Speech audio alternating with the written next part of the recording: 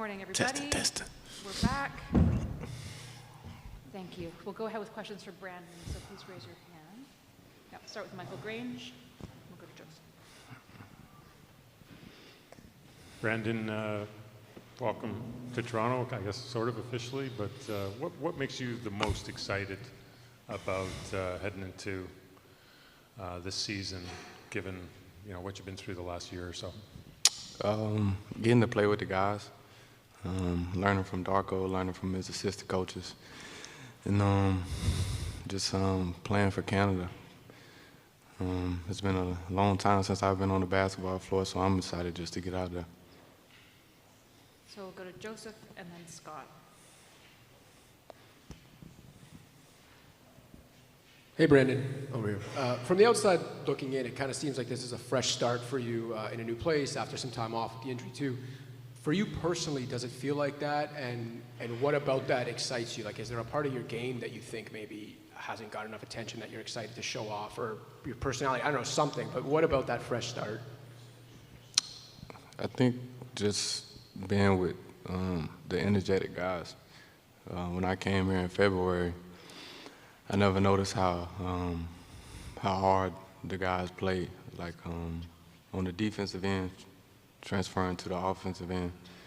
I'm just excited to bring my skill level and make things easier for other guys. Playmaking, scoring the basketball, defense, getting steals, going on the other end, and just having fun. It do feel like a fresh start.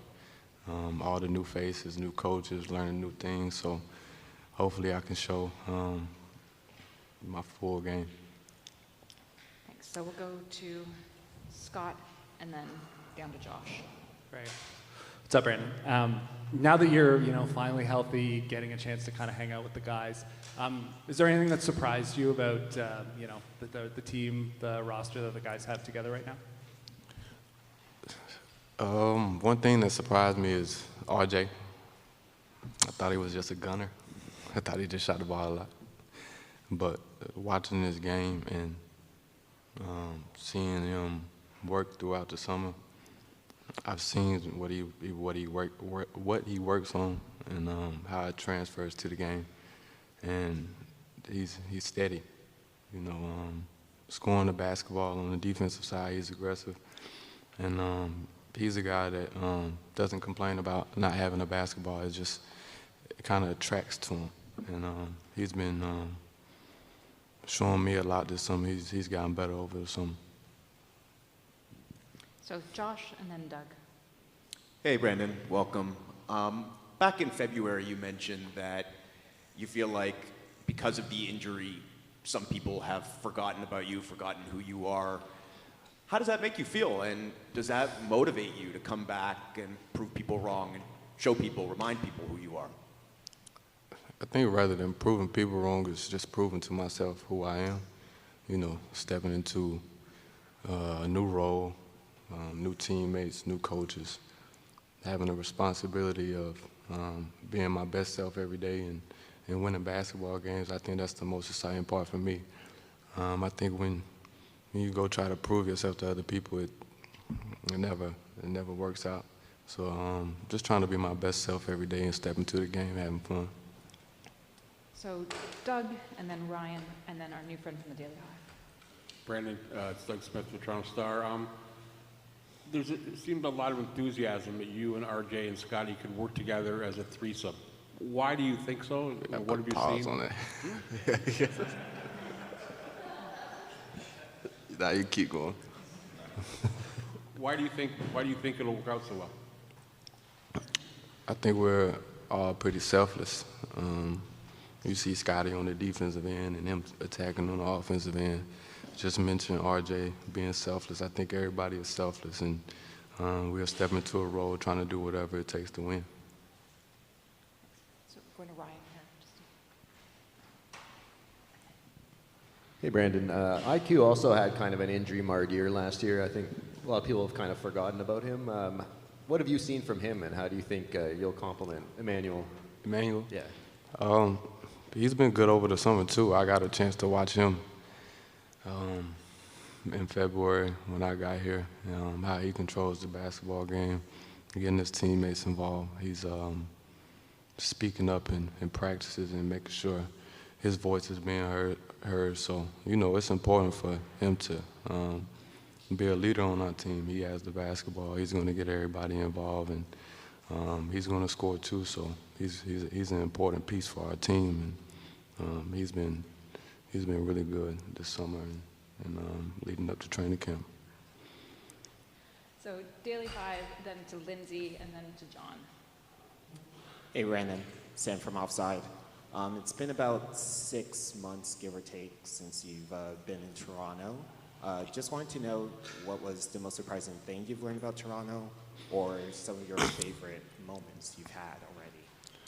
The most impressive thing for me is seeing every seat in the arena filled up, every single game, no matter winning or losing, just seeing everybody there. That's definitely different from New Orleans, having every seat filled and everybody showing love, whether we're down or up. That was very consistent. So Lindsay, who's down front and to your right here, and then to John, then Samson. When Darko was here, he said that you brought some guys down to Newport Beach, I believe. Who came out there, and how do you think that kind of benefited your guys' chemistry? Most of the third year, fourth year players, some of the rookies from last year came out. And it was fun, I just wanted them to kind of get away from the coaches a little bit, come out to where I was, have a chance to work out, have a chance to do some things off the floor and build some chemistry. I think when you bond together off the basketball floor, it makes it a little bit easier to communicate when you get on the basketball floor. So John, then Samson, then Raheem. Hey, Brandon. Welcome to Toronto. Darko mentioned that you're 27, you're entering your prime. How do you think you've evolved as a player? Well, just trying to add new things to my game.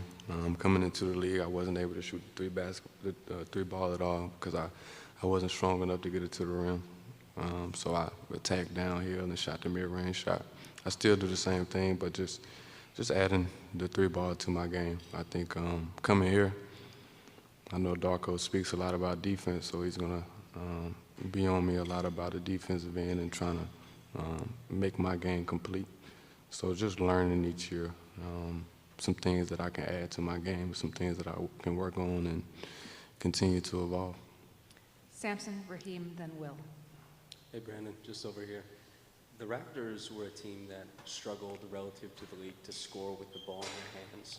Obviously, bringing you, that's going to fill that hole there. But in terms of speaking with Darko, is there anything new about the Raptors offense that you see as interesting for you to operate in? Is there anything you haven't done in your career before in terms of how they play? I don't think it's nothing that I've done in my career. I think what's different is a lot of movement in the offensive, on the offensive end. He preaches that, moving without the basketball, cutting to the basket, being ready to shoot, catching shoots. So I think that's going to help my game a lot, going on the floor without thinking, being in the best position to play, make, and score. Raheem, then Will, then Vivek. Hey, Brandon, over here. You mentioned that you noticed the arena filled, whether the team was doing well or not. Has it hit you that you're playing not just for a city, but for an entire country in Canada? And how much stock do you take in that, and how much do you appreciate that, and how much are you looking forward to that? It hasn't hit me yet. I think it will when I step into the arena and see all the fans and get all the love. But I'm looking forward to it. Like I said, I haven't stepped on the floor since December 7th. So this is what I live for. This is what I do. All I do is play basketball, watch basketball. So it's going to be exciting to get on the floor and compete for something.